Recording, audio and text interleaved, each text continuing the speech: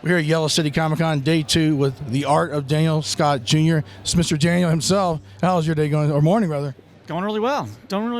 Got a lot of people coming up and talking to me. It's good engagement. Make a few sales. That's just fine. Can't beat that. You've got a lot of cool art, and you do a specific style of art. Can you talk about how you go about this, especially with wrappers of candy, I believe, right? Yes, I do. Yeah, everything is made with candy wrappers. I don't use any paint. I don't use anything other than just the candy wrappers, the front side, the back side. Everything that I do is, that's it for the last 30 years.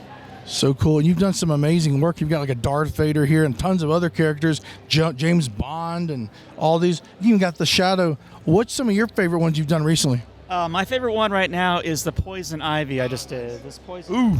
Show that to your little fans, yeah.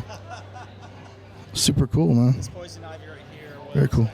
my 17. Okay. I've done a lot of work back in the day, a lot of botanical work, so it was just a natural choice to get one of those done, and it turned out great.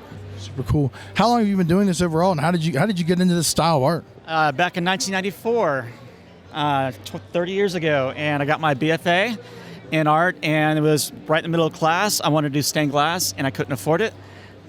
So it's very expensive.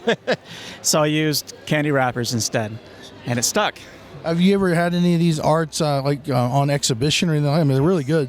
Yes, actually I have a portrait of George Washington up in New York City.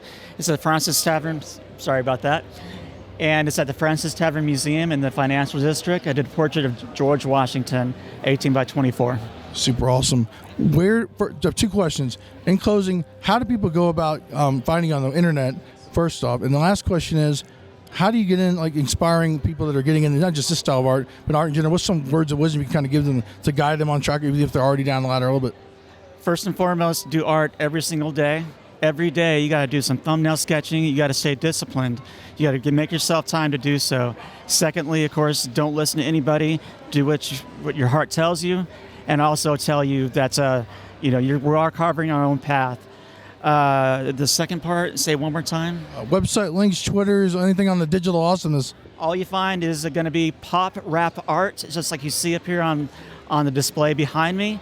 And that is all my social media throughout every platform. Awesome, Daniel. Absolute pleasure, sir. Yes, sir. Here at Yellow City Comic Con, day 2, signing off, Sci Fiction. Awesomeness.